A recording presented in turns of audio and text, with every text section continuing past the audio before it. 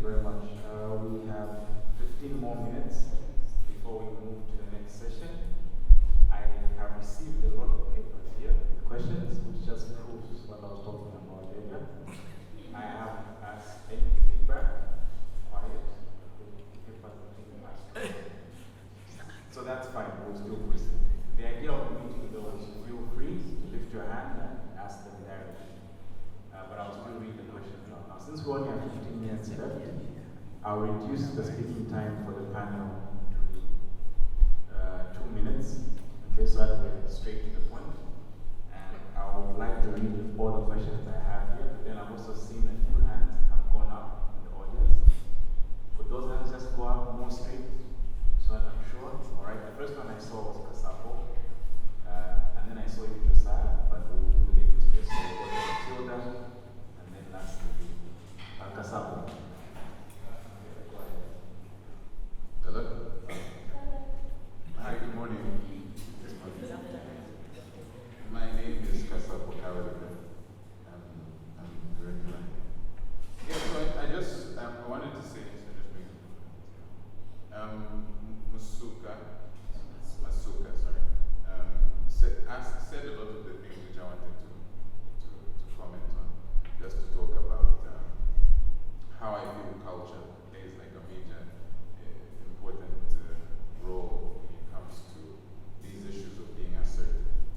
Because for people who inherited assertiveness genetically, it becomes a bit problematic because you seem a bit brash in the world when dealing with people. But I also just, anyway, so since you dealt with a lot of issues, I just wanted to say two things. One, on the panel, I like what everyone has said, Dr. Chakulimba and Musonda. I just am considering that. But I've also noticed that it's come with time. And like Masuka said, experience. Because I think we all know, just like you said how, in grade 9, back then, if you were in grade 9, Musonda, you could have been the most educated in the family. Things have changed quite a bit. So I know, for example, I remember growing up, I grew up with my grandmother. My mother wouldn't speak. I know from hearing stories that when she was young, there's no speaking back to the parents. No such thing. Whether the parents are wrong or back then they used to be perfect, I don't know. But there's no speaking back nonetheless. So with time now, we're a bit more liberal and we express ourselves and say, no, Dad, I don't agree, or this, that, whatever. But still, even in my time growing up, when I disagreed with my mother, she would say, well, I'm older than you, or I'm your mother. And in my mind, I'm like, yeah, I understand, you're my mother who has made a mistake and who could possibly be wrong. But it's almost like that's not received very well. And I noticed that I worked for a company where our bosses were white, and they introduced themselves by their first names. And happy, very happy. And whenever you had an issue, please feel free to come to my office, and so on and so forth. So, working in an organization now where the people in management are our fellow Africans, I went to a place where I'm at a place where I've noticed that there's a favorite in the office, and the favorite calls the boss. And everyone else calls her by the name on her back. And I notice how she reacts or interacts with them, and in my mind I'm thinking like, also, it is hard work, unfortunately, but he also calls her boss. And I remember accidentally, because I chose to call her madam, I accidentally called her by her first name, and she twitched. It was a bit confused, even though the company says that we must refer to each other by the name of someone on our banners. So your friend is not asking a question, and time is gone. But I need to ask the question. Yes, so the thing is, when it comes to culture, I know that things are changing, but there's also the perception that as things change, things become a bit more negative, or like, oh no, this generation is a bit corrupt, or we're too open-minded, and so on and so forth. And I understand where you're coming from when you say that our country would go further, for example, if you could listen to the young people. And it makes sense in theory.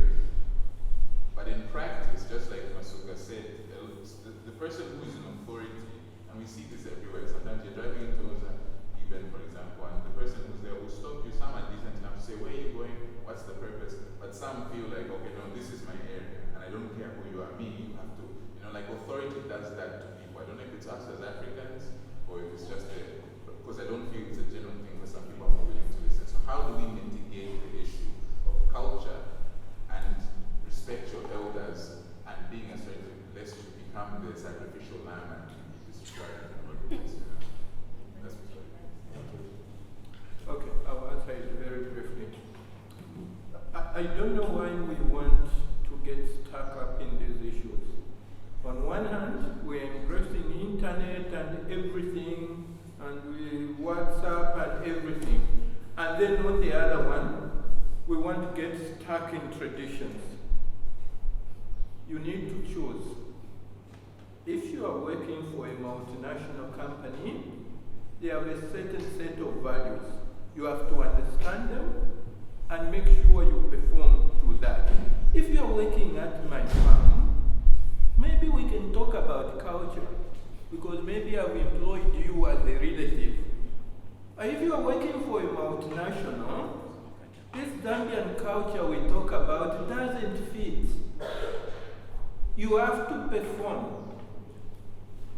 If you agree with your boss certain performance targets, you have to clarify them there and then or along the way. If you don't clarify them, at the end of the year you'll be reviewed and you'll be found wanting. So let's not confuse these things. If we are going to embrace as Zambia globalization and industrialization, it comes with a certain culture. It's not my mother's culture, where we sat at a fire and she told stories. That time is gone. You go to work, as Dr. Chakulimba was saying, they invite you for a meeting. You are allowed to contribute. Don't go then back to the office and say, I should have said this or what he said is wrong. That culture is gone. You need to say it there, or go to your office, to the boss of your, or to the office of your boss and clarify that. I know what Masuka talked about, and this is a little bit of a problem. Companies invest even now a lot of time in training. This aspect of thinking that they just throw people into management and they swim, that doesn't exist now. At my farm it may exist. It doesn't exist now. Training is available. You can go on the internet and learn how to be a supervisor and how to ask the right questions. So let's not get stuck up in these things of Zambian culture, African culture. It doesn't exist in this globalized environment. And also maybe in management, there is what we call corporate culture. Simply defined as the way we do things around here. That's the way we used to define corporate culture. Yeah. So every institution has its own corporate culture. In the military, you cannot call your boss by the first name. No. You'll be kicked, thrown in the guardroom. You salute. Yeah. Even when he slapped you, you say, thank you, sir. Yes. You thank him for slapping you. And people used to say maybe the next most regimented organizations in those days were banks. Banks, a boss was a boss. End of the story. Not negotiable. Because the clerk had no signing authorizing limits. The supervisor had a limit. The next had a limit. Another limit. The boss, no limit. So the authority levels were like that. Maybe you have changed now. We used to call bosses Mr., Mrs. Every institution has its own corporate culture. I've noticed even in the assembly, we are bringing NGO cultures into the assembly, where small brothers are calling a big brother like Mr. Kapumpa, even as Brother Kapumpa said. That's not the corporate culture of an assembly. Because the word of God says, treat old men as what? As fathers. Old women as mothers. Young women as sisters. Young men as brothers. What's so difficult saying, even as our brother Mr. Kapumpa said? In our assembly, like that lady who almost freaked when you called her by the first name. Sometimes I almost also freaked. A young boy goes to the pulpit, now I'm calling Brother Kalaba to come and give the announcement. Come on. Is that the only verse you have seen in the Bible? So, every institution has its own corporate culture. Let's go by the corporate culture of the institution. I worked in Europe. They were calling each other by their first names. No one called me by my first name. In the bank? No. So, it's not, no, these things, let's put it in its context and perform. Okay? In Africa, we are very keen at spotting problems. The problem here is this. Oh no, you just see a problem, you don't see a solution. In Europe, juniors will tell you, sir, what you told us we had a problem, the way we solved it was like this. Is there a better way? You say, thank you very much, you did the best. So let's be more problem-solving oriented than problem identification oriented.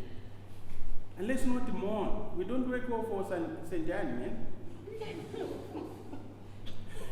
Let's be positive and move on. Right. Okay, I think what I would say is choose your battles. There are some, in principle, it may be wrong, but I think there are some things worth fighting for, taking up with the senior management, and some things that I don't think are that important. So you gave an example of, you have this boss, the policy is that everyone is supposed to be called by their first name. You called her by her first name, she quit. Why can't you just call her Mrs. Whatever? I mean, I don't see what the problem is. Like, it may be, yes, that may be what the system, because even like Uncle said, you can have organizations, like this is the culture. We've got the white boss. I had one, we called him John. Does that mean I didn't call him by his first name?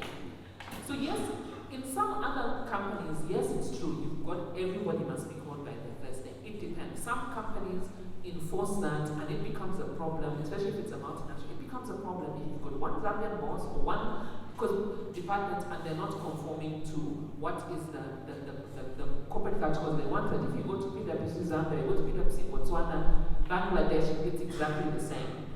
But for others, what are you losing by calling her Mrs. Bank? What? Seriously, what are you losing? Like, to me, that is just humility. I mean, it's not worth fighting over. That's not something, of all the points that you can make in a company, I don't think that's one of them. Just call her what she wants. And name is a very individual and personal thing. It really, really is. Okay? So when you say Musaka, did you see how I twitched? My name is my name, you know? And how I want to be addressed is how I want to be addressed. So honestly, it may seem like a little thing to you, but and this applies, I think, in many instances. And choose your battles. Some things are just not worth making an issue over. It's just not. Alright, I'll now quickly go through the questions I've received. After this question and answer session, we'll go into the next session, and that's for 15 minutes, and then that draws us to the close of the meeting. So very quickly, these questions I've received are in response to what you've talked about. In what ways can self-doubt and fear inhibit one from maximizing their full potential? In what ways can self-doubt and fear inhibit one from maximizing their full potential? How can you overcome this?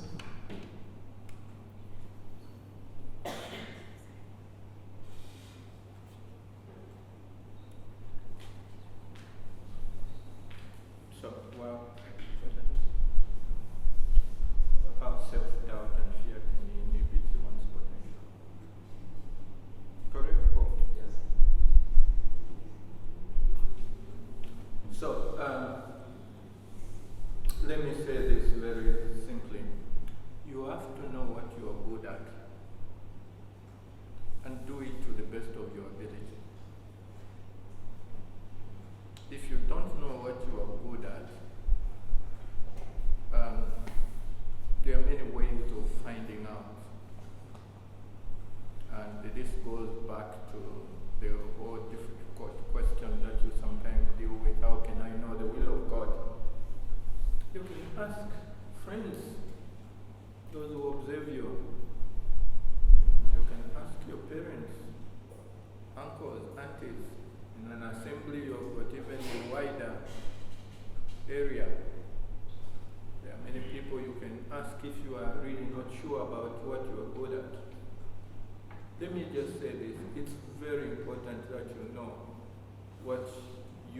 good at and what you are not good at.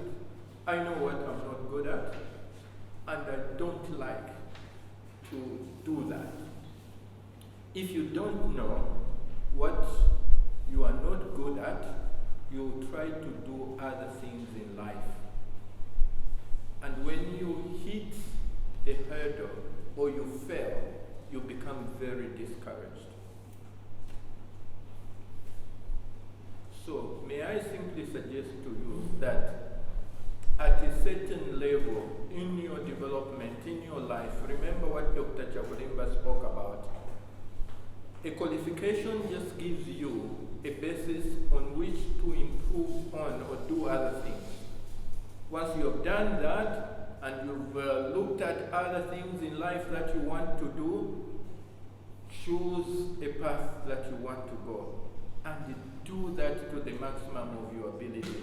If you keep forcing yourself in an area where you are not good at, you will become discouraged and you will not achieve your potential. That's why, going back to the assembly, those of us who are retired, that's our favorite place. If you are in an assembly and you want to pursue something which is not your gifting, you will have difficulties. My time is up and I will end there. Thank you very much. I'll quickly go into the next question. Does your purpose in life always have to do with the career path you take? Does your purpose in life always have to do with the career path you take?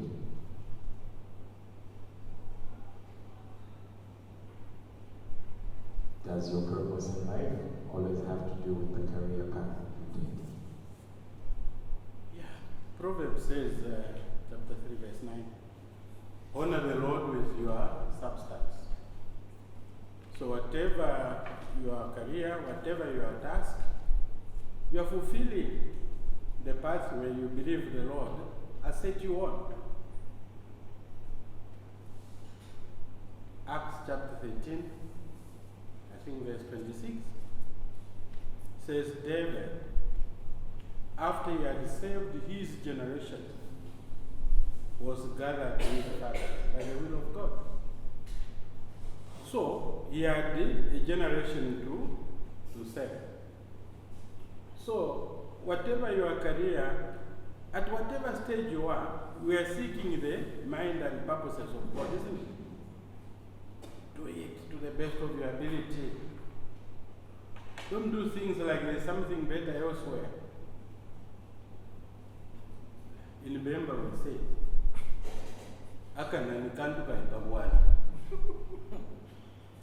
you understand? No, tell them.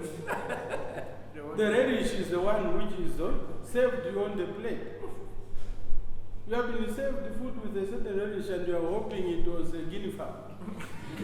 No. Enjoy the meal with the capuel which is there. Okay? So let's do that. And then when we talk of self-doubt, don't take it that you will always at every point be as bold as a lion about your direction. No. We are normal human beings. Sometimes questions arise, doubts arise. Look to the Lord. He helps. One South African man said, it is never too late to fulfill your dream. One of them put up the biggest shopping mall in South Africa and was being interviewed on BBC. He said, I'm so happy my long-standing dream has now been fulfilled. And you know how old he was? 84. It's never too late to fulfill your dream. Okay. Watch it. Thank you. This one is in and around with a very difficult boss. It's been married with, so it's how to deal with a difficult boss, and I feel that's been tackled. And then it's how to negotiate for a pay rise in cases of employee being paid below the minimum wage. So I guess how do you negotiate for a pay rise when you're paid below the minimum wage?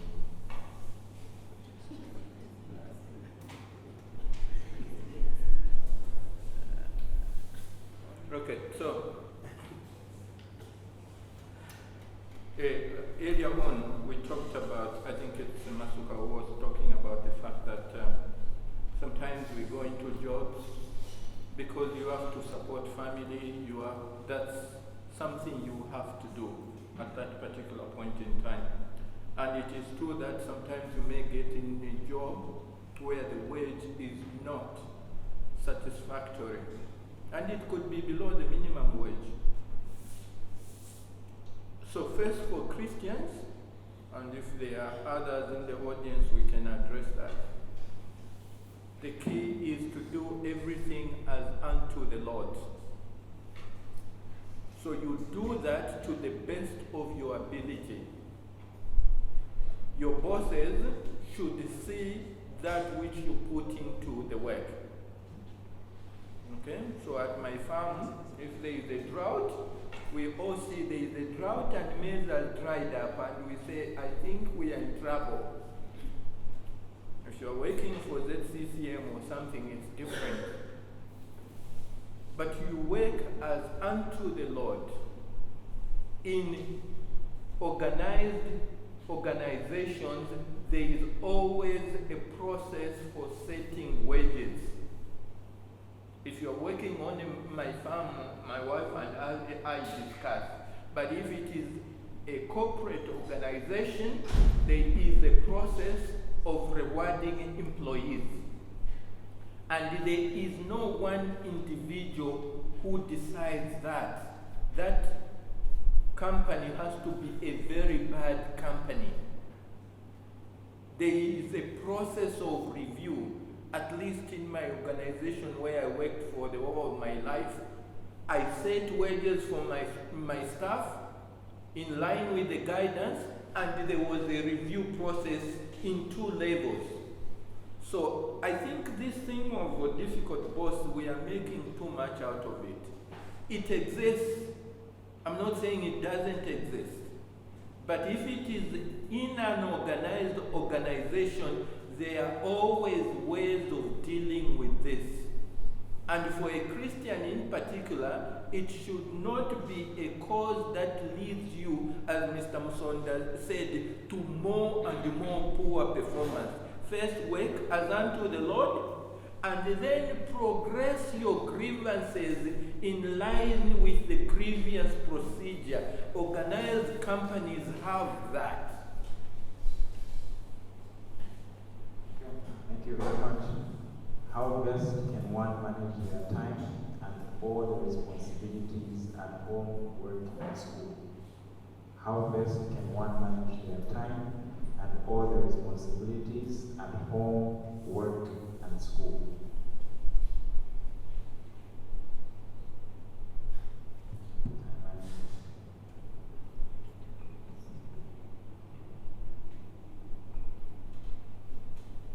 So this is the father who is working and is also improving himself, studying, correct? That's the question. Because it is 3 things: at home, work, and school. So it's a father, mother who is at home and is working and is improving himself at school. There is something called time management.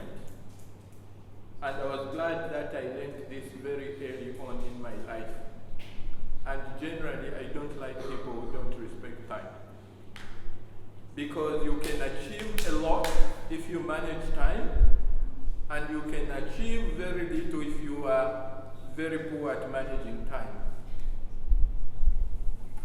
So, if you want to manage the home, like these people and others there, not you there, because you are not married, then you have to spend enough time in all those segments. And that simply means you have to make a deliberate plan of how you are going to spend time in those areas. It's not right to just wake up every day and say, chive, I don't know what is going to happen, I'll just do. How can you just do? You have to plan your day. If you are in school, you have lectures, so you have to plan, you have to do assignments, you have to study, you have to plan for that. If you are at work, similarly, there are goals that you agree with your bosses. There are assignments to be done. There are projects to be done. You have to schedule time. Time management is very critical to success. If you don't manage your time properly, there's very little you can do. Okay, thank you very much. Two more questions. Well, basically three, but two, I think, can go into one. Maybe Masuka, this is more for you. How am I to build a successful online business persona or career persona when the majority of my friends and contacts are not the right audience? Okay, I don't know what that means. Should I start befriending other people, or I just have to sit and wait until they become the right audience? I guess what that means is until they are now managers or something. And the second question there, if you can remember that one, please state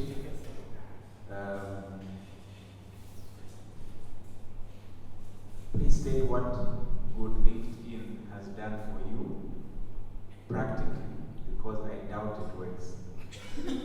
I have been on it for 5 years or more, and I have never got called for a job or something like that. So it's those.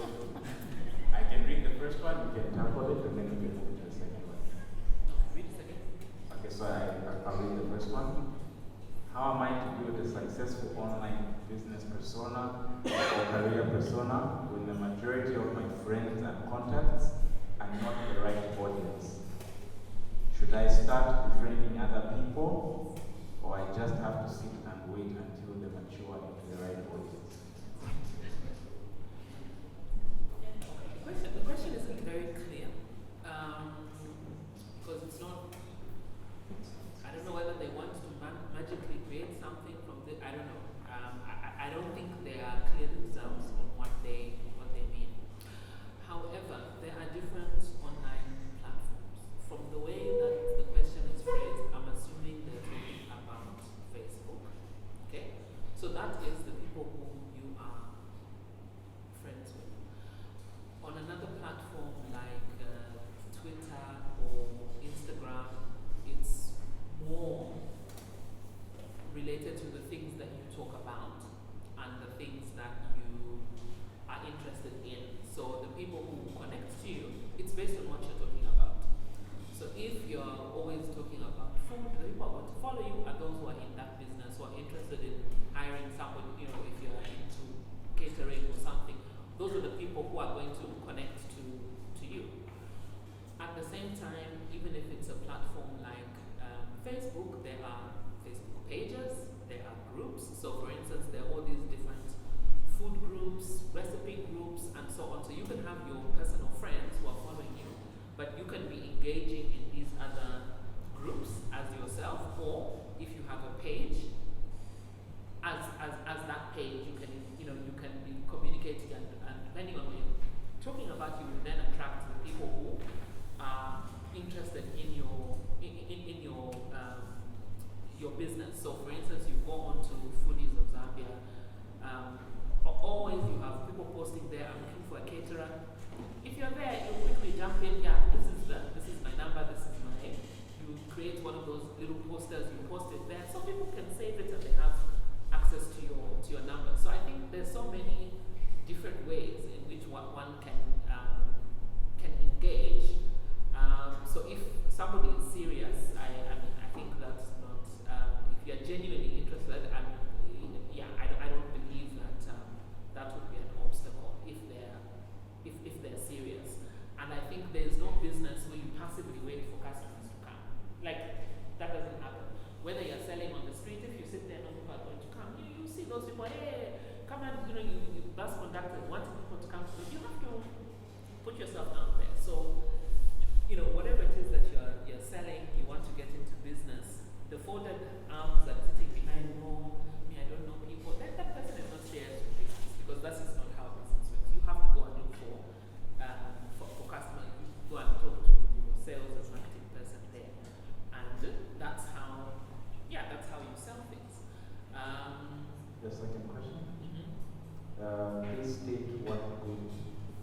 LinkedIn or being on LinkedIn has done for you practically, because I doubt it works. I have been on it for 5 years and I never got called for a job or something like that. Okay. You're not entitled to a job just because you're on LinkedIn. So I don't see why. Is that the fault of LinkedIn that you haven't? I mean, for me, it's just being there doesn't mean that you're entitled to be given a job offer. So I think for those of you who attended the last 2 meetings, where we spoke about this, it's about what you put there and how you present yourself. Just like 2 people will write a CV, they'll submit, one will get called, the other one not. It's about how you organize the information that you put there, and remember that it's a marketing document. You're the one who's looking for a job. It's not the other way around. The other day I saw a post about this new mall by St. Mary's. So a bunch of people started putting comments saying, are there any jobs, putting their phone numbers? And I almost made a comment. I said, do these people, and they were about 20 of them, seriously think that the owner of that mall is going to go to that post and start calling people who put their phone number? They're not saying what's a job. They're just saying, if you're hiring, call me, and putting, why would they? Like, seriously? So when you are looking for a job, it's the onus is on you. It is your responsibility to present yourself well, so that people can be able to see what it is that you've got to offer. And I think, like I said before, being given a job is not a favor. So this thing of, we have an offer, so they might, no. I mean, there's so many offers. What is special about you as the offer? You, of all the 10 offers, what are you going to bring to my company that I should have picked on you? What is special about you against all the other offers? So I think if you have the attitude that it's a marketing document, the onus, meaning the responsibility, is on you. I think that is step one. I think I explained. I went into this a lot in the last meeting. More and more companies, especially international companies, multinational companies, use LinkedIn as a platform. And the reason why many people are not getting results is because they're not taking it seriously as a job, as a careers platform. And I think in the last meeting I gave the example. So many times I've been approached because of LinkedIn, and I think I gave the example also where I wasn't able to do a job. I attended the interviews. I said, from the way you're explaining, this is not a job for me, but I can recommend to you people who, based on how you describe this job, who I think would be good. And I gave them 4 names. They only called the person who had a properly filled in LinkedIn profile. All of them were on LinkedIn, but only one of them had properly filled in. It will even tell you your profile is complete. Why should you be going there? It's 55% complete, and you expect someone to call you. For some people, it's very evident from their profile that they haven't even tried. Why they don't owe you a job? So please, you're not entitled to the job. So 5 years, so what? You're not entitled to a job. So for me, it's really just about how you, even the attitude of job searching, because there's so many other things that you can do, and if you're on LinkedIn, there's so much that you can learn. The people, CEO, your Bill Gates, whatever, the things that they post on their tips, a lot of HR people, there's so much that you can learn. But if you're just in it for what can I get out of it, then for sure you're not going to get anything, because I think your attitude is wrong, and you're approaching it in the wrong way. And I think there's just so much more that you can get from a platform like that. Positive things as opposed to just being on internet for jokes and other kind of things. Thank you very much. Okay. Maybe before you move on, we should really thank Masuka for understanding what you are talking about.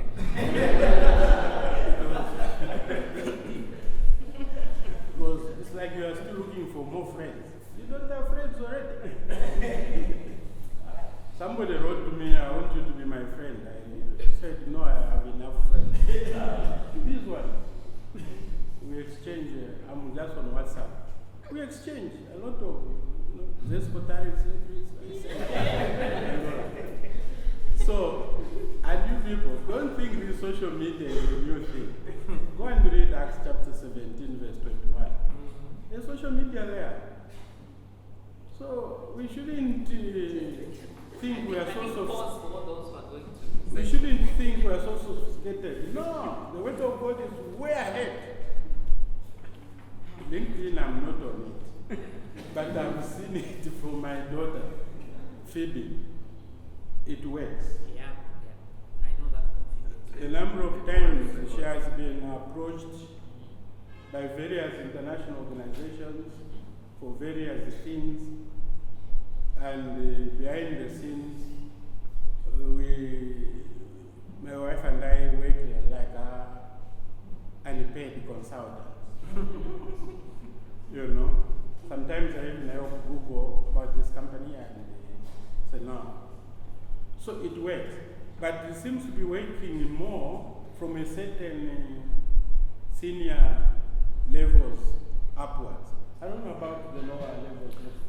Maybe no. even there it could be. It also works. I think it can. So it works. I've seen it work. So don't be discouraged. But for these friends, you people, if you have wrong friends, drop them, man. That company ruins good morals. Get good ones. We have them now. Okay. Sorry, Paul, before you go, if you go to Google and ask, there are a lot of free articles and books all about how to fully leverage your LinkedIn profile. So it's not like this information on how to, fill it in properly so that it's effective. I think for many of us, the mistake we made is we use our CV, and many of us don't have the exposure to modern template or format CVs. I think I said before, you go on to the internet, all these examples are there. Even if you get the latest version of Microsoft Word, it will actually give you samples and examples of modern CVs. But it depends. Your local Zambian companies, many of them are not going to recruit on LinkedIn. But many international companies, I know somebody who works for one of these South African stores. Everybody who works there was approached on LinkedIn because they didn't have a recruitment consultant here. So their HR person there in South Africa went on to LinkedIn, and everybody who had retail in their skills, those were the people they started with. And then they began to narrow down at what level. And that's where they started from in terms of the first jobs that they offered. It's people who, according to their skills, were in retail until she was offered the job, and almost other people who she spoke to, they were all offered the job on LinkedIn. When they first of all, they invited to interviews, that's what I mean. And then they had the interview, but they were identified and approached on LinkedIn. Now that they've established an office here, they would maybe put on some of these job websites and so on. But otherwise, that was the starting point. So for me, it's not a feeling just cut and paste. Don't cut and paste from your CV. And this is why I said you need to tailor your application according to the platform that is there. And LinkedIn itself will tell you the kind of different things that it's looking for, which may be different from the format that you currently have for your CV. So follow what it's showing you and the guidance that it's giving you. But this information is available for free online. Use it, access it.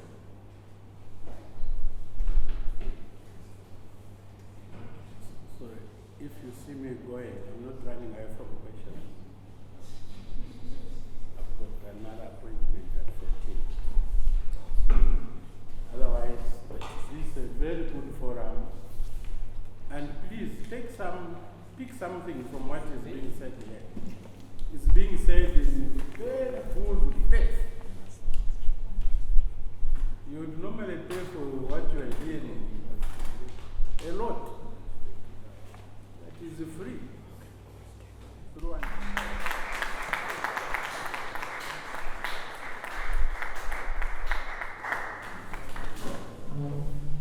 Okay, thank you very much. We're going to move into the presentation by Chakulimba.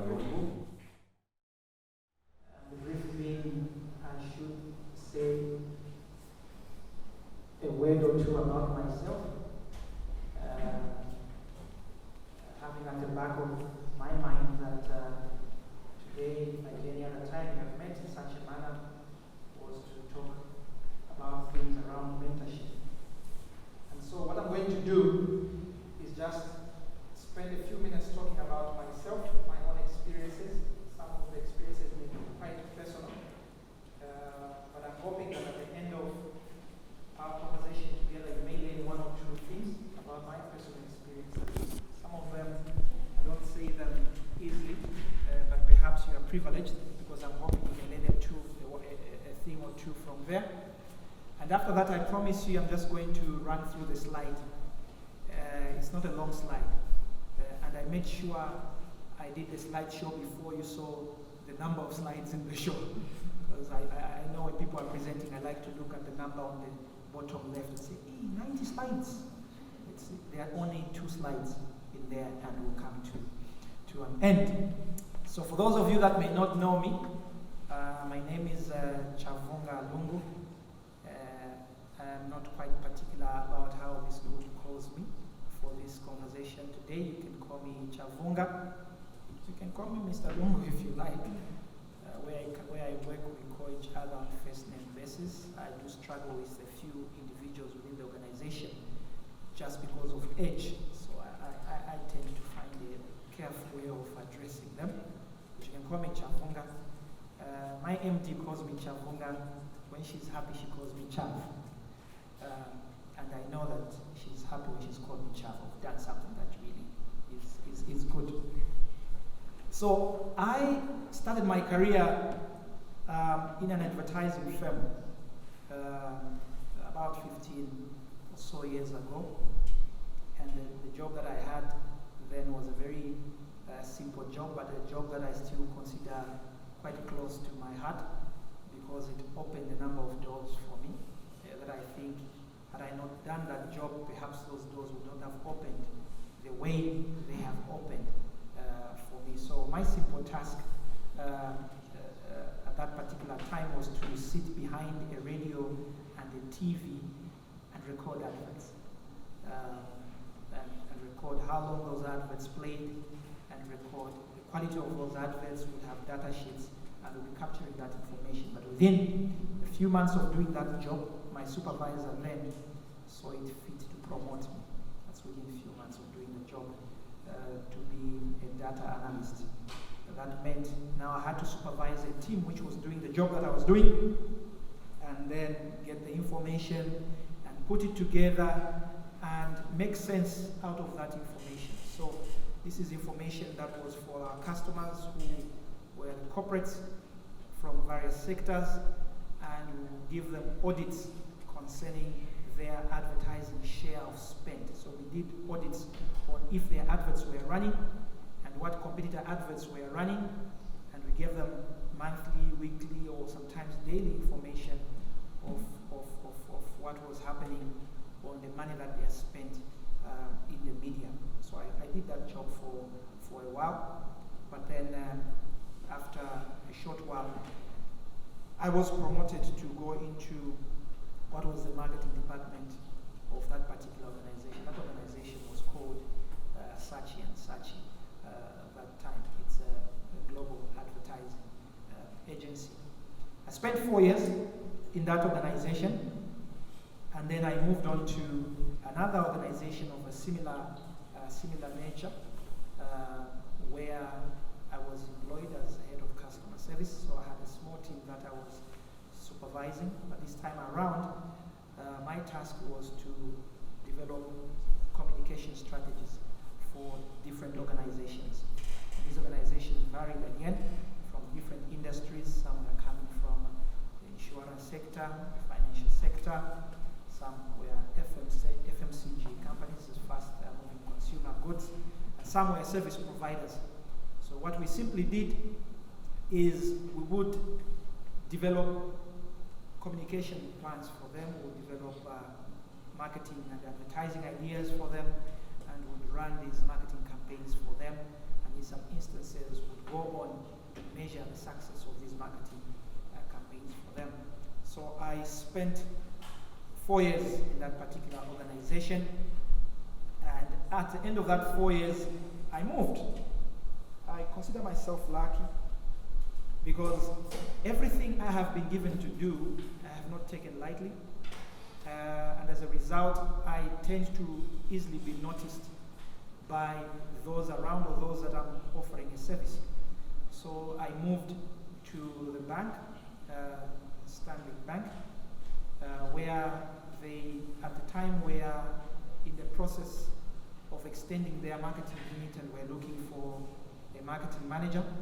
And they looked around, and while I was working in the advertising advertising agency where I was a key account person for Stanbic Bank, going to make presentations, sometimes going to make presentations in their boardrooms with their MDs and all the directors there, and giving them these ideas, wild ideas, about how they can move their products and services. And I did not know that as I was doing that, I was being noticed. So when they were looking for a marketing manager, I was approached. I did not apply for that role. And perhaps as I say that, I just want to emphasize that most of the jobs, if not all the jobs that I've had, I have never had to apply for those jobs. It was because of a reference or because someone approached to come and offer that job. So I moved to Stanbic. Of course, they had to formalize things.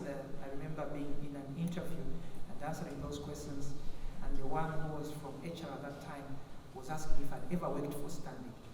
I said, I think I've worked for Stanbic, but from outside, because a lot of colleagues within Stanbic had never thought I was not working for Stanbic, because they'd see me most of the time not knowing if I was a colleague within Stanbic or not a colleague within Stanbic. So I spent 4 years. If you've been following, I spent 4 years in my first job. I spent 4 years in my second job. And at the end of 4 years at Stanbic, I left. So I spent another 4 years at Stanbic, where I had learned a bit more about banking. What had really changed about the change of jobs to Stanbic is that while I was working within the marketing and advertising firms, I had the experience of having to do work for organizations which were coming from different sectors altogether. So it gave me that broad experience. Then when I went into the bank, it narrowed me down in terms of my own levels of creativity, but then I had to learn how things were done in the corporate world. So it changed my perception of things, and the way we made decisions when I was in an advertising agency was a little different, because this time realized that now we were being confined to this corporate environment. It's got a different corporate culture. There is a way they perceive things such as risks, so you cannot just wake up and say something or do something or bring up an idea and you think it will fly just like that. There were so many things that they looked at. So even if you brought an idea, they'll tell you all the risks around that idea, and they'll tell you all the considerations if you're being fair to the customer and all these things. But that's just another story, maybe for another day. So that makes 12 years of my career, 4 years in 3 organizations. In 2016, I got a call. I got a call from one of the directors in another bank, and he said he wanted to have a cup of tea with me. I said, oh wow, director wants to have a cup of tea with me. I said, that's not a problem. I knew that particular director, and I think I had an idea where the conversation was going. So instead of preparing myself to go and have a cup of tea, I did some background work about that organization. And we had that conversation with that particular director. And before long, I was receiving another call from one of the people in the HR department of that particular organization. It was Barclays Bank this time around, to formalize things. And we had a nice conversation. And again, I moved to that organization, where I have been from 2016 December up to now, where I was employed as manager marketing and communications at that time. I have since moved jobs within the same organization. I'm now head of customer service and tasked with looking after the affairs of more than 220,000 customers. So I'm the chief complaints officer. If you have a complaint, you can call on me if if that is your bank. But that's what we do.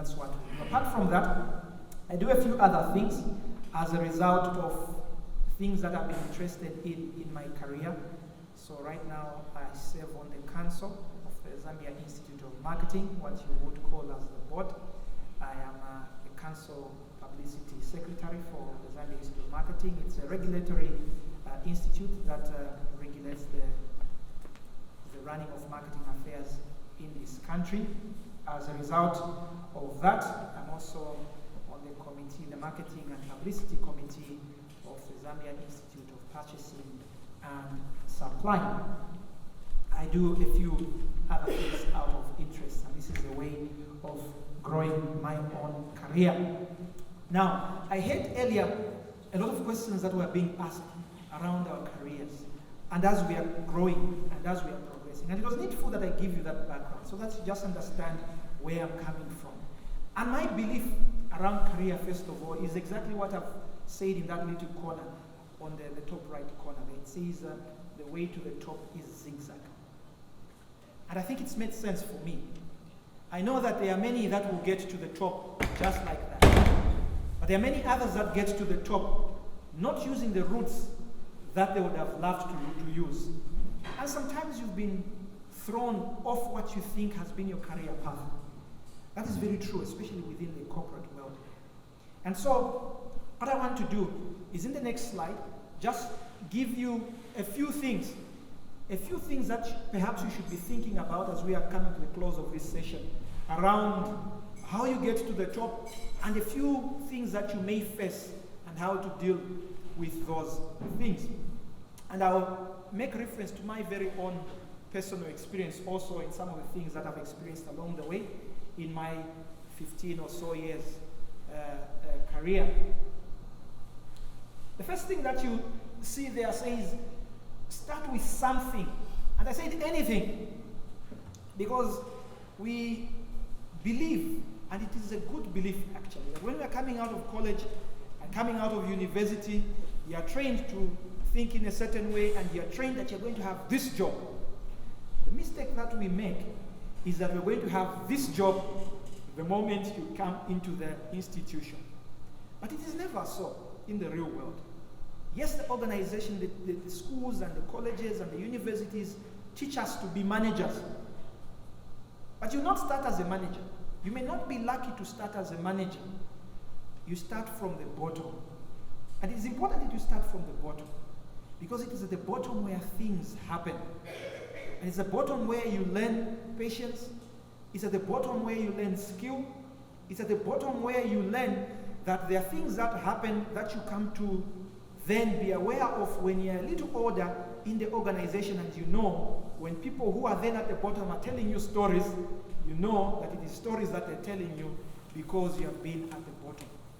But at the bottom can also be a place where if you are trained in a certain profession, you may not necessarily start with that particular training that you started off from college or university. So at the bottom, it's a general place.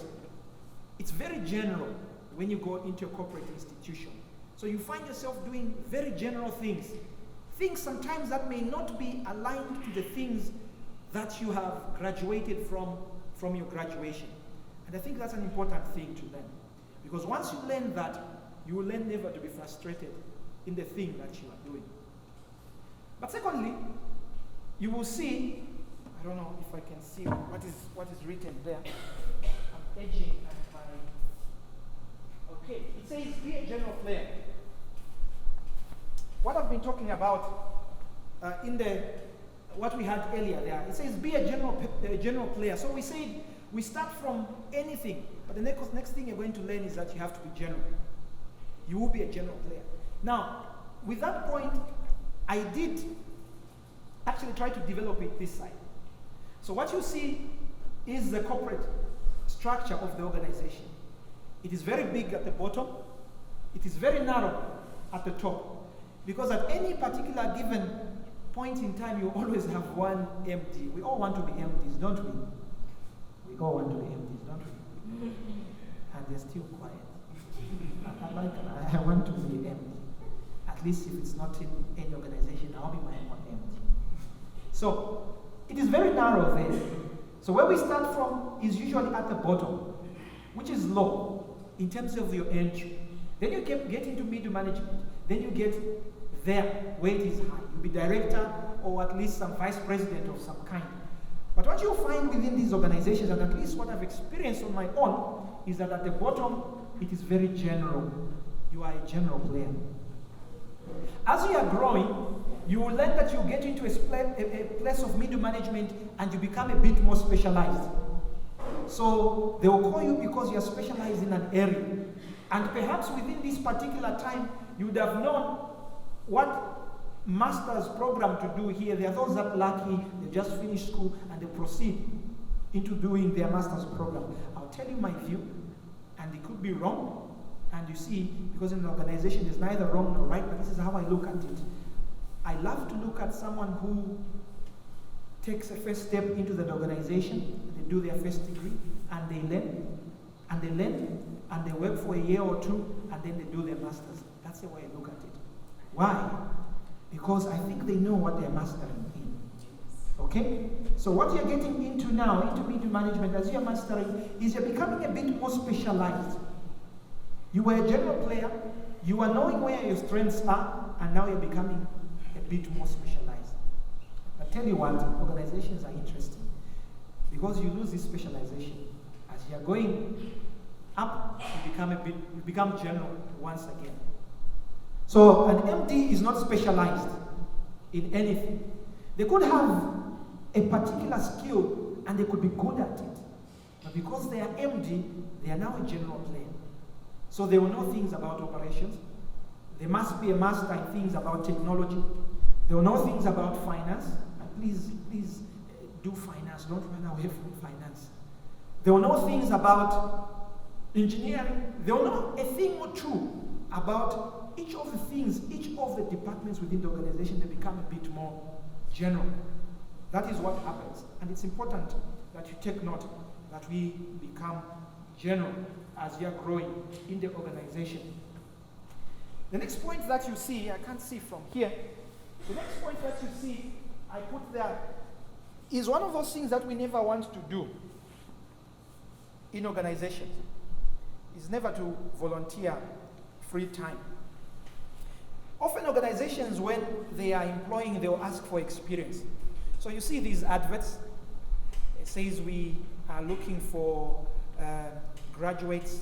They must be between 20 and 25 years of age, and they must have 30 years experience.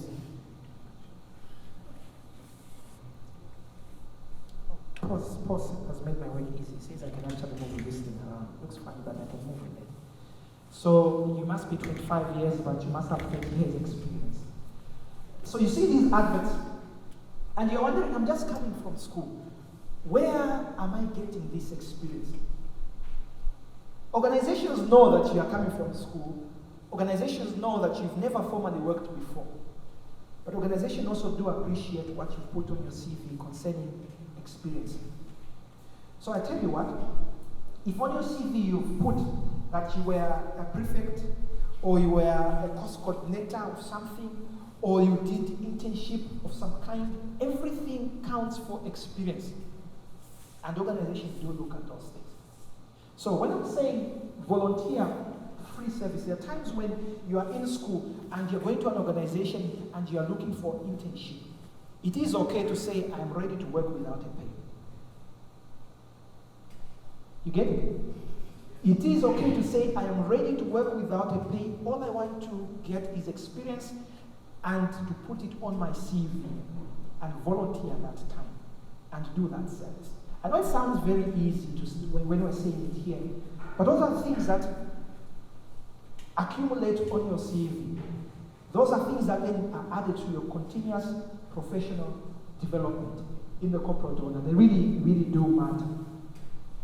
And then I put there what I was calling watch and learn. I've worked in organizations where colleagues or friends have come from the university and they've come with their degree and they forget everything else but the fact that they've come with their degree. And so they come into the organization and they're looking at everyone else in the organization. And then sometimes, especially within operational roles, you find in the banks there will be very old people, may not have the degree that you have, but who have experience that you do not have. And they despise the fact that these people do not have these qualifications. Remember, learning is two ways. There's structured learning, which is in class. There's also unstructured learning which comes as a result of the years of experience that people have invested in their organizations or in a particular skill. And so what you do when you come into the organization is you watch and you learn. You watch what they are doing. Be humble. Take several seats behind and sit and be humble and learn from what they have to offer. Remember, you are on your growth trajectory, and that is an experience that you can get from anyone else in the organization. It does not matter what qualification they have. They know something that you do not know. They've done something for years that you've not done. They've done something that has worked. You're just beginning to do what they have done. And they have something that they can offer. Money is not everything. I once said this in another forum, and the apprehension. And I could see the faces going down. And I could see the disagreement. And I like when I see faces that disagree with what I have to say, because it means there's a different view somewhere. But I'll tell you what, if money was everything, I would not have accepted the first job that I got. Because if I look back 15 years, and the first job that I got, and my first pay, and the needs that I had, and compared to the pay that I have now, and if I divide the pay that I was getting then, you'd be thinking this is a number of years after. But for me, it taught me something. That while we go into employment to get money, money is not 2 minutes. Money is not everything, but money really addresses something that is an end in itself. And money is not an end in itself. I have to close through this particular presentation because it's something that I have to show you at the end. There's what is known as personal profiling, and as you've seen, it's a chain. It's a process. It's something that we call personal profiling. I was hearing here questions around social media and the use of social media, and I use social media quite a lot. But if you were to follow me on the different social medias that I use, social media platforms that I use, you will learn one thing. That there was social media that I'll use to just socialize, and the social media that I'll use for a bit more professional things. And even the responses that I get on social media that is professional are professional. So I've received a few calls, I've received a few emails, I've received a few queries on my professional platform. Our professional platform will also tell me who is viewing, what they are asking about, which industry they are coming from, and what they are looking for. It gives me hints also who is looking for me in terms of jobs and things like that. So be mindful how you profile yourself. Be mindful how you conduct yourself. Does not matter just among colleagues, but also in the broader sense, because now we live in a time where our information is really out there.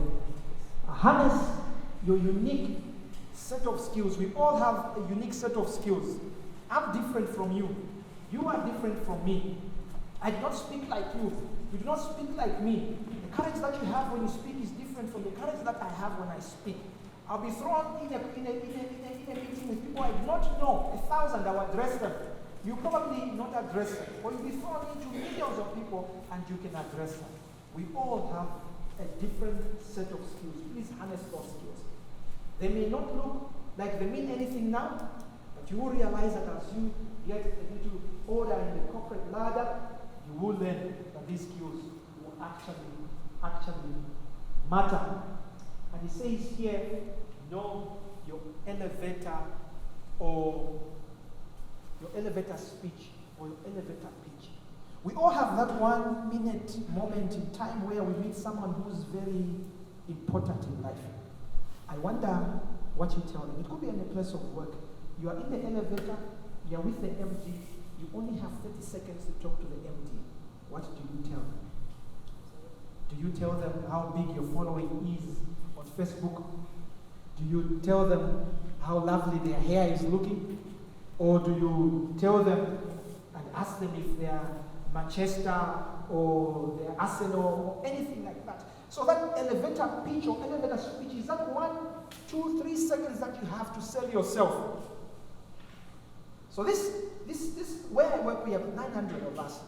You are a junior officer, perhaps you've been there only 3 months. The MD has never met you. You've met the MD in the elevator. What do you tell them?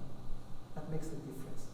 What do you tell them that next time the MD is meeting you, is remembering, this is the guy that is in charge of data analytics. And that becomes part of what they have profiled you. The last one really sounds very funny, but I've learned lately that it really works, especially within organizations. But not only for organizations. In life, you will have that 1, 2, or 3 people that believe in you. And believe in your set of skills, believe in your abilities, and believe in what you can do. I would like to call them a sponsor. I know sponsor means many things. Maybe for you it's government. For those in the university.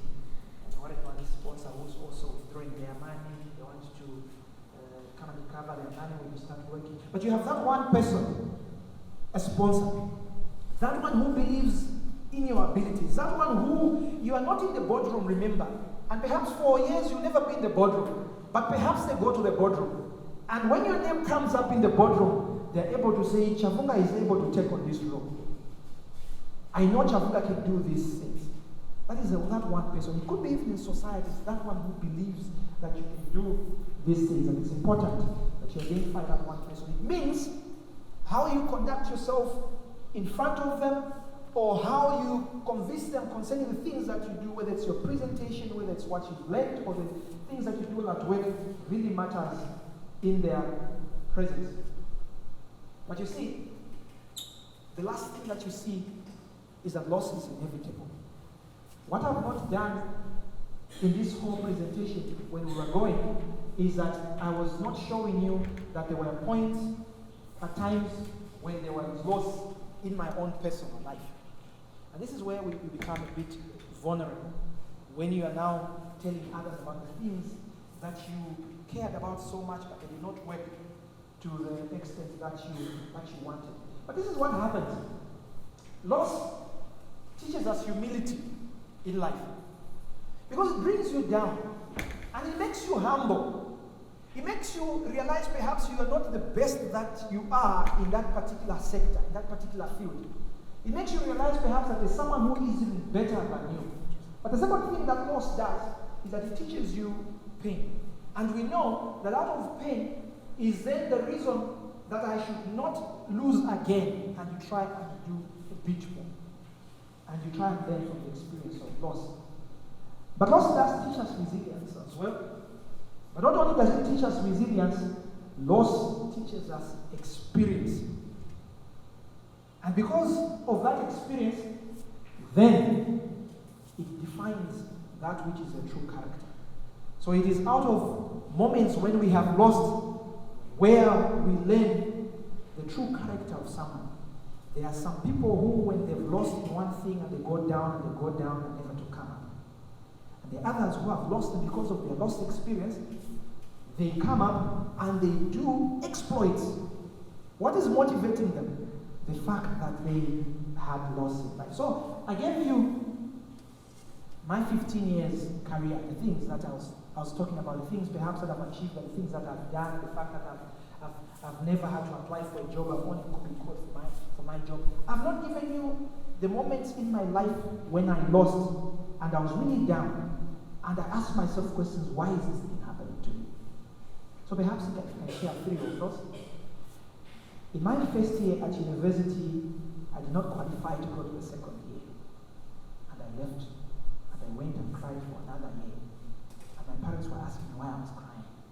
But I thought that was it. It was never going to be the same. So that's loss that I've put behind. In my first job, I just told you that I was called to go and work for the next job. I was actually retrenched in my first job. Why? Because the company was making losses and they were looking for people that would retrench, and they retrenched the marketing unit.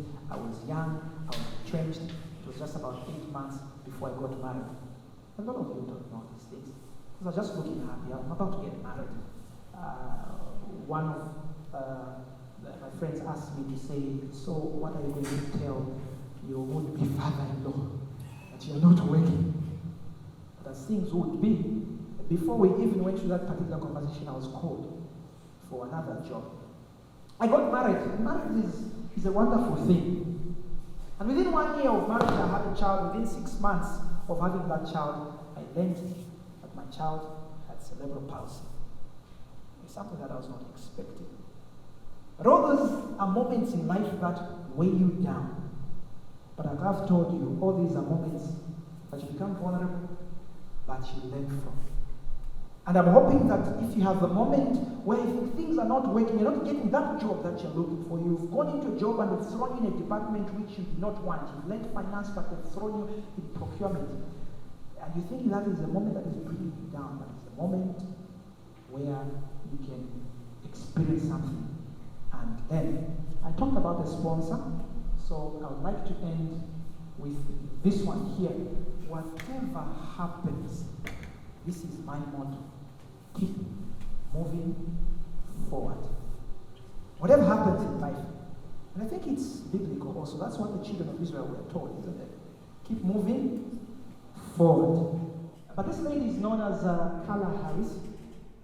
She's a business executive. She's an author also. She's a speaker. You can actually YouTube her, and you will find that video. But she talks in this particular TED Talk, and I'm not an expert in TED Talks. You can talk to Masuka for that. She talks about the power of having a sponsor and how you relate with them and how they talk to you for you in places where your voice is not heard, your voice cannot reach.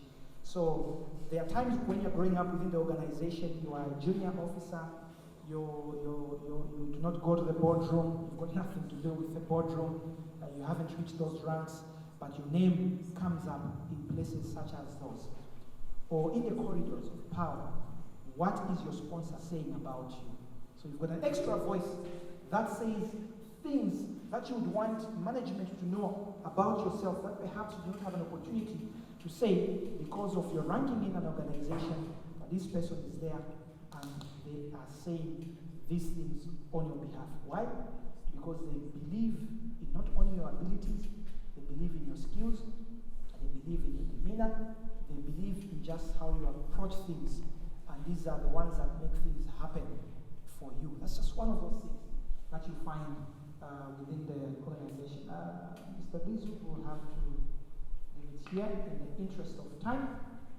If you do have any questions, the time for questions and answers has ended, but I suppose you all have my contact, and we can talk a bit more about these things. Thank you.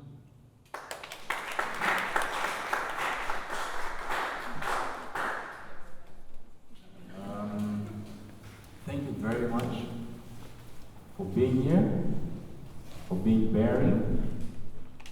We'll call Matilda to the front to give her vote of thanks. The contributions, Masuka, that you made on whether it's culture and attitude at work as well as online persona. Dr. Chakulimba, your emphasis on loving every day of the week. Thanking God it's Monday to Friday, especially Friday. Yes, but I'd like to thank everyone for coming through today. This was our free Saturday. It's lovely to always spend time with each other, learn a lot from each other. And Mr. Lungu, for coming in, for this being your first meeting. I'm sure we'll be seeing more of you. Oh, okay. When there's a check, we'll see him soon. And also Mr. Kapumpa for coming in for the first time as well. It would be lovely to see him again. So I'd just like to say thank you to all of us and to the people to the speakers who gave us their valuable time. Thank you very much.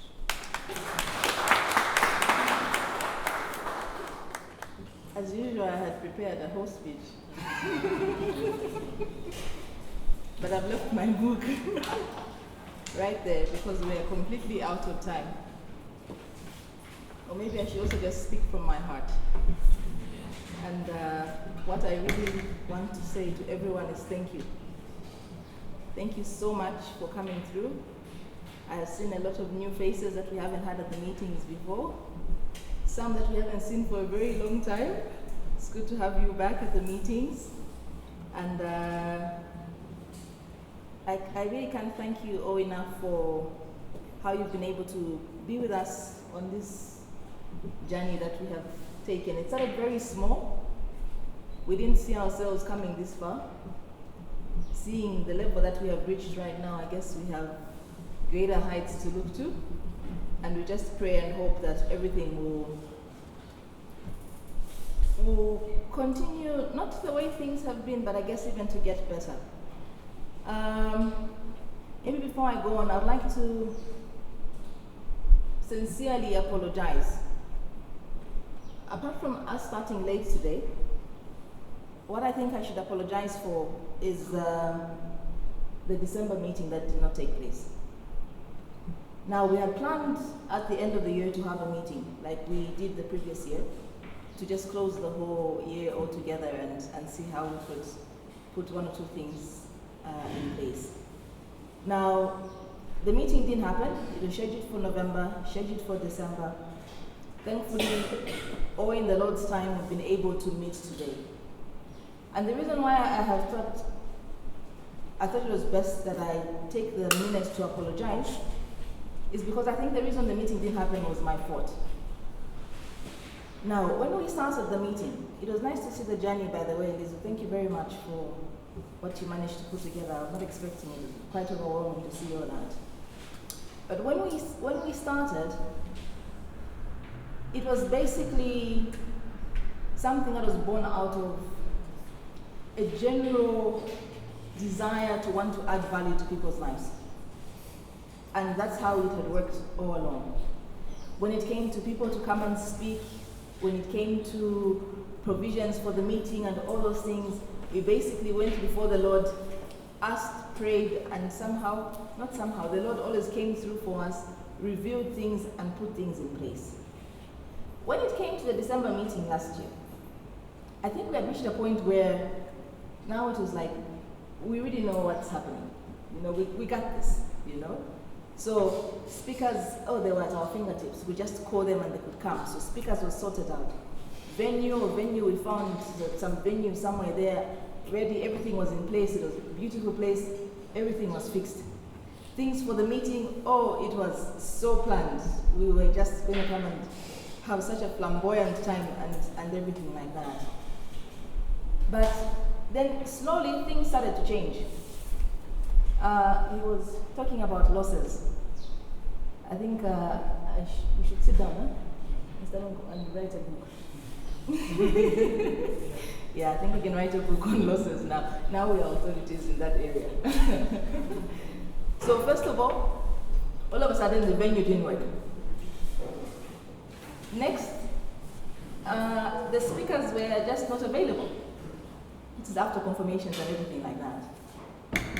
And then, that was not so much of a problem because everything else was in place. But about the same time, that was about December, when everything should have happened, everything now just seemed to change. It was like the Lord basically said, okay, since you want to do things on your own direction, please go ahead and sort them out. But let me just remind you who your author, the real author is.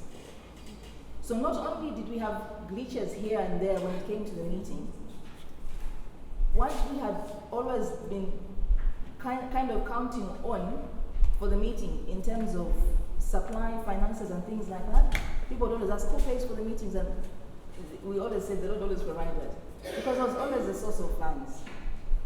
All of a sudden in December, my employer decided, you know what? You don't look very nice on our payroll. Shh. And that was money for the meeting. Like, oh, okay, let's see how that works out. Then my health also decided, maybe just a bit, let's just change things just a bit. So since December, I've had to deal with a few blood issues. So because of that, I'm currently on injections like every day to sort that out. Now, I have my employers who I'm dealing with this side, then my health. One day I go to the hospital and they tell me, oh sorry, your insurance is exhausted.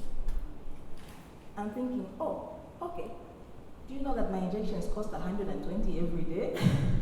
How am I going to sort that one out? You know? So that's 3-4 things.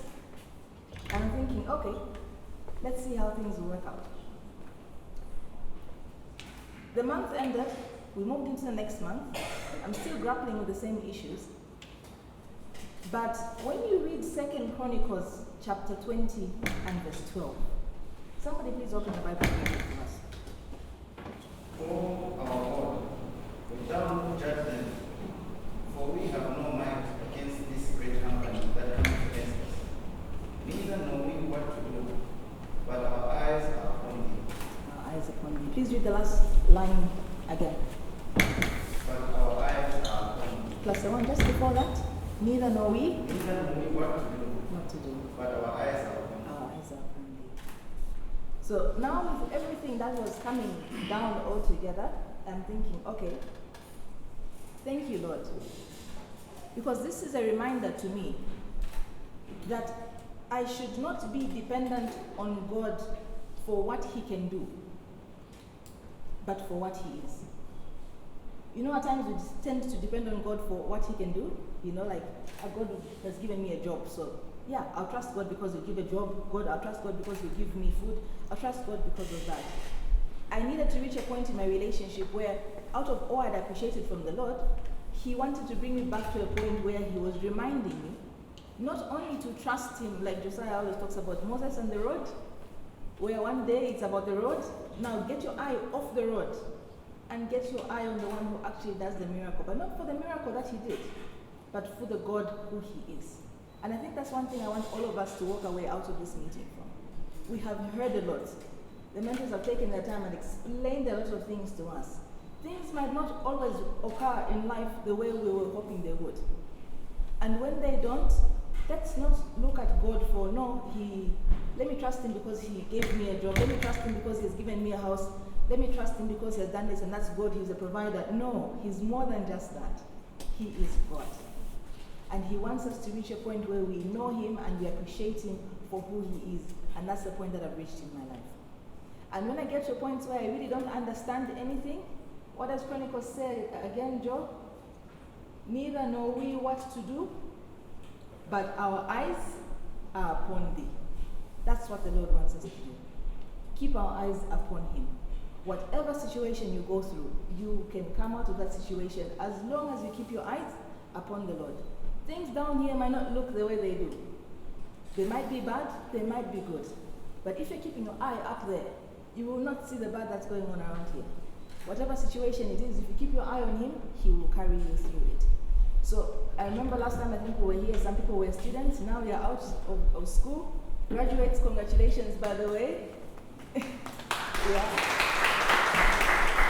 And I guess what you've learned today has been even more applicable, isn't it, than it was applicable then when you last came through for the meeting. So if you're a student here today, and part of what was being said is jargon, please keep the notes. Whatever you've written down, whatever it is, remember it. One day, it will be very useful to you. So with that, I would like to close and end. We have always, in the tradition of the meeting, given everybody something to go away with.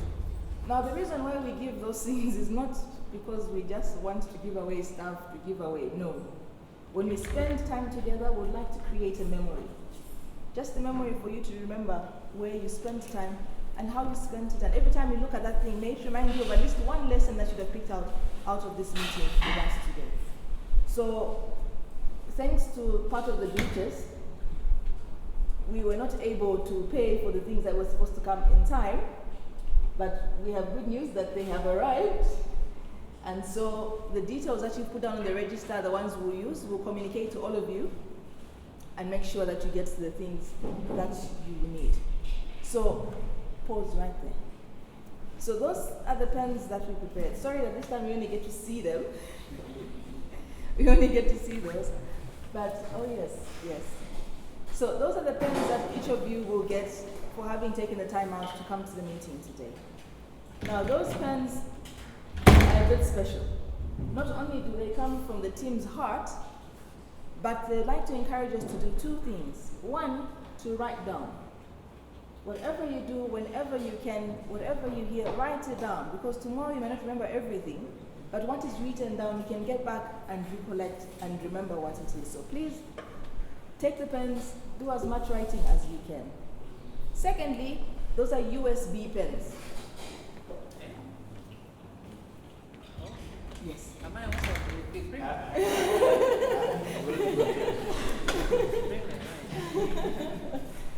So these are USB pens. So not only will you get to write, but because you're moving in for time, whatever you can't write, if you can pick up information, please go ahead, store it. Store your assignment, so that's how it looks halfway when you open it. So the other bit has the flash. The flash part of it. It's the flash or USB part of it. Yeah. So that's basically what we get. So whoever has details written down, we shall take the time. Not only do we have that, there's a few other things that I think Lizzo and the team are working on around the meeting that we'll be able to communicate to you only if we have your details. So once again, thank you very much everybody for coming through. I would like to thank Mrs. Chakulimba for coming through as well. It's been an honor. She's always been supportive. She's always been supportive, always been behind the meetings, and today at least she took the time to come round and spend time with us. We're really thankful. And right behind, right there, Auntie Mary, we have seen you, Miss Nandazi. Yes. Thank you very much for coming through. We really appreciate. Should have come in a bit earlier, but at least we know whatever time you spent here has been enough for you. We will have a meeting for you very soon, sometime this year. We shall communicate when you will be having your meeting, when you will speak to us, and I guess we'll share the information once that is ready. And to everybody else, all those here for the first time, everybody, everyone. Paul, yet again, job well done. Thank you so very much. We greatly appreciate. Josiah has run around like a headless chicken from 7 o'clock in the morning. We are truly thankful for all that. Those who stay out of town and traveled just all the way for the meeting, popular people, and somewhere along the line of rail. We are truly thankful that you came through as well. So Paul will give us any extra information that is there. Otherwise, everybody, thank you so very much. Mr. Lingu, I owe you.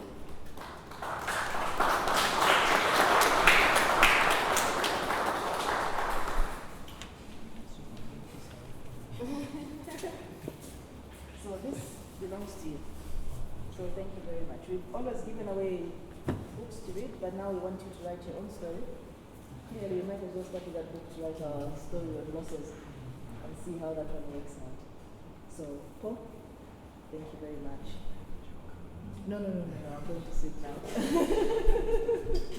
Yeah, thank you.